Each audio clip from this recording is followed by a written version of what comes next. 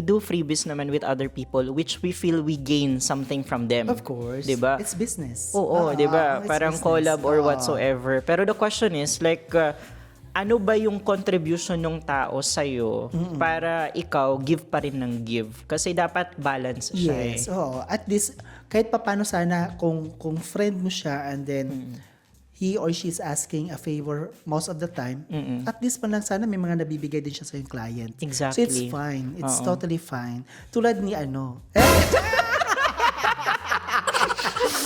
Ito na nga. Charot lang. Siyempre walang name drop. Wait lang.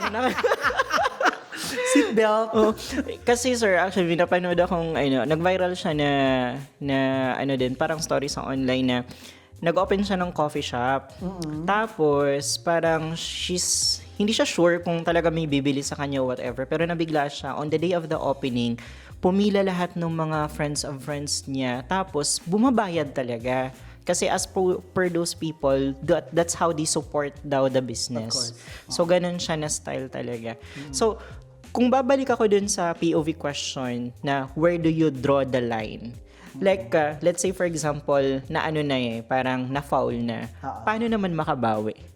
Like, for sure, you're a kind of person din na hindi naman nagsha-shut ng door.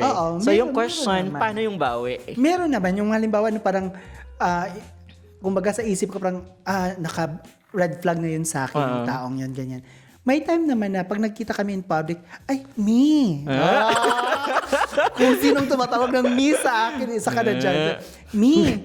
May ano pala ako, ganyan-ganyan. Ano to, okay to magbayad. Damitan mo siya, ganyan-ganyan. So parang referral okay, basis. nakabawi naman siya. So parang, okay. Parang nag-gain mo ulit yung trust ko. Parang ganon. So may mga ganon naman na mga instances. At least, yun, talagang hindi mo siya inaway or what.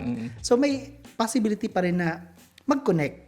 Or ito sir, how about situation na o let's say for example bumawi, tas biglang nanghingi na naman pala ng something. Alam mo yung parang mga type of person na parang bumabalik because they need something from you again. Eto may kukwento talaga ko. Ito yun eh. May pinaalala ka sa akin.